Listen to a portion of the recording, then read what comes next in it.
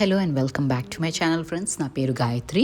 నేను ఇక్కడ home organisation and decoration related videos చేస్తూ ఉంటానండి.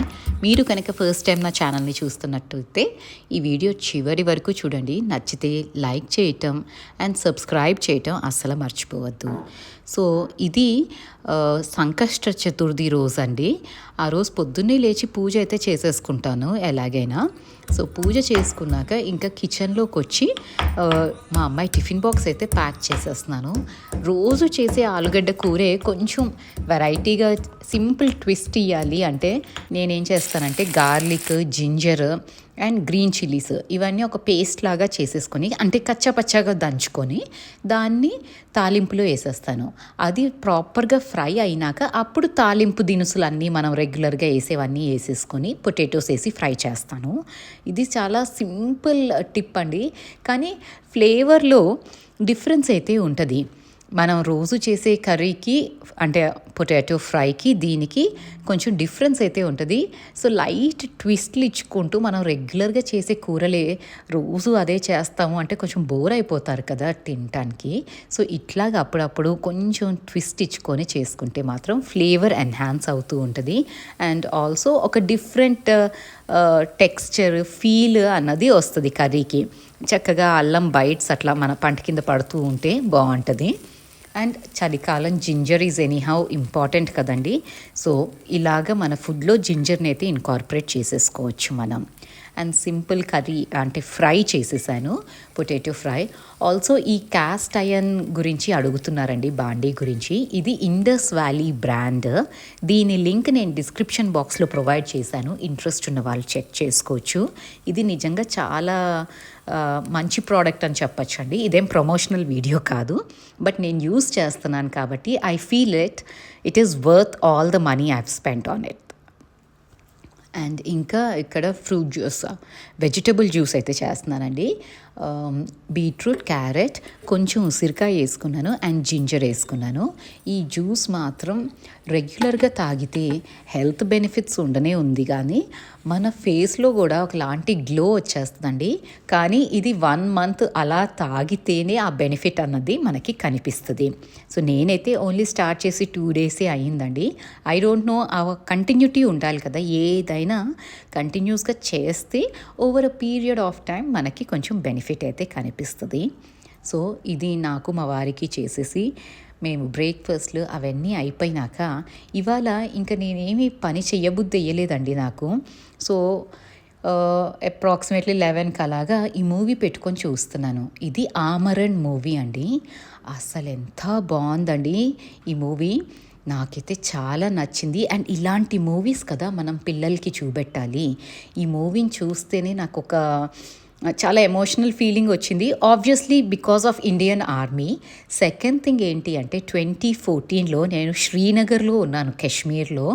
సో నాకు ఇట్ వాజ్ వెరీ నాస్టాలజిక్. మేము శ్రీనగర్లో 2 years ఉన్నామండి. మా వారి పోస్టింగ్ అక్కడ ఉంది అనమాట. మా వారు ఆర్మీలో వర్క్ చేయరండి, he is into hospitality industry. But then we have to travel across the country and కొన్ని places outside India also. So 2014లో నేను శ్రీనగర్ వెళ్ళినప్పుడు అదంతా చాలా నాస్టాలజిక్ ఫీలింగ్ వచ్చిందండి ఈ movie. And it's a beautiful movie. Definitely పిల్లలకి చూపెట్టాల్సిన మూవీస్ ఇట్లాంటివి చూపెట్టాలి అనిపించింది నాకు. అండ్ ఇంకా ఈవినింగ్ అయితే స్నానం చేసేసి సంకష్ట చతుర్థి కదా, సో పూజ చేసుకోవటానికి అనేసి ప్రసాదం ఇదంతా రెడీ చేసుకుంటున్నాను. ప్రసాదము నేను గోధుమ రవ్వతో దలియా అంటాం కదా, దాంతో ఈ స్వీట్ చేస్తానండి. ఇది చాలా హెల్దీ. అండ్ నేను స్వామివారికి ఇదే పెట్టేసి పూజ అయితే కానిచ్చేస్తాను. ఫస్ట్ నెయ్యిలో గోధుమ రవ్వ బాగా ఫ్రై చేసుకుంటాం, ఒక కమ్మటి వాసన వస్తుంది కదా, అప్పటి వరకు దీన్ని ఫ్రై చేసుకొని దెన్ మనకు నచ్చిన డ్రై ఫ్రూట్స్ వేసేస్తాను. నేనైతే క్యాష్యూ నట్స్, రేజిన్స్ వేసానండి. ఫ్రై అంతా అయిపోయినాక అప్పుడు హాట్ వాటర్ పోసుకొని మనం ఈ రవ్వని కుక్ అయితే చేసుకుంటాము.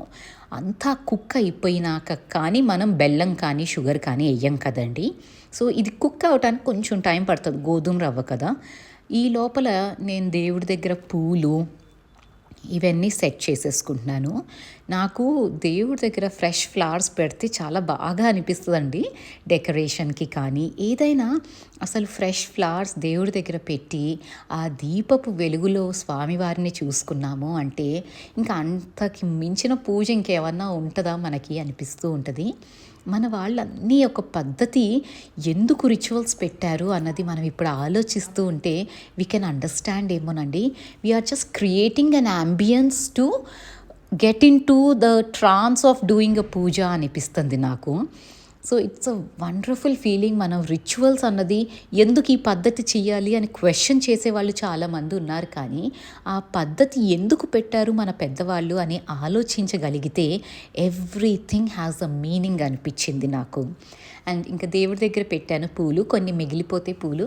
ఇక్కడ కూడా నా గణపయ్యకి అంతా డెకరేట్ చేసుకొని విష్ణుమూర్తి విగ్రహాలకి అన్నిటికీ పూలైతే నీట్గా సెట్ చేసుకున్నానండి. అండ్ లక్కీగా ఈ రెడ్ కలర్ ఫ్లవర్స్ దొరికినాయి. అంటే గణపతికి జనరలీ రెడ్ కలర్ పెడుతూ ఉంటాం కదా, ఎస్పెషలీ సంకష్ట చతుర్థి రోజు రెడ్ కలర్ గుడ్డతోనే ముడుపు కడతారు. నేనైతే ముడుపు అదంతా ఏం కట్టట్లేదండి, జస్ట్ నేను పూజ వరకు చేసుకుంటున్నాను. మన కోరికలు అన్నవి లిస్ట్ ఒకటైనాకి ఇంకొకటి వస్తుంది, ఇంకొకటైనాకి ఇంకొకటి వస్తుంది. సో ఆ కోరికలు తీరటానికి దేవుణ్ణి పూజ చేసుకోవటం తప్పు అని నేను అనట్లేదు.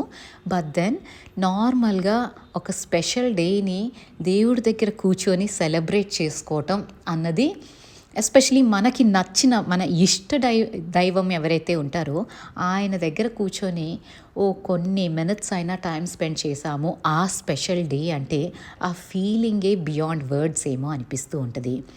అండ్ ఇవన్నీ చేసుకునేసరికి ఇక్కడ గోధుమ రవ్వ కూడా కుక్ అయిపోయిందండి. సో నేను బెల్లం పౌడర్ ఉంటుంది అది వేసేసాను. ఇది వేసి కలిపేటప్పుడు నాకు అన్నవర ప్రసాదం, స్వామివారి ప్రసాదం ఉంటుంది కదా, అలా అనిపించిందండి ఒక minute. And I was like really happy అనమాట. చాలా రోజుల తర్వాత అన్నవర ప్రసాదం గుర్తుకొచ్చింది. అండ్ పైనుంచి ఇలాచీ ఫ్రెష్గా దంచేసుకొని ఆ పౌడర్ వేసేసానండి. మంచి ఫ్లేవర్ ఉంటుంది అండ్ చాలా హెల్దీ ఆప్షన్. గోధుమ రవ్వ అండ్ బెల్లం వేసాం కాబట్టి it's good for your health also. ఇంకా ప్రసాదం పెట్టయితే పూజ కానిచ్చేసుకున్నానండి.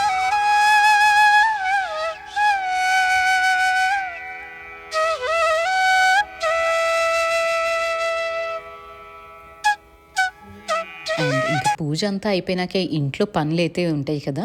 సో ఇవాళ దోశలకి పిండి, మిల్లెట్ దోశ పిండి అండి, ఇది తీసి బయట పెట్టేసుకుంటున్నాను.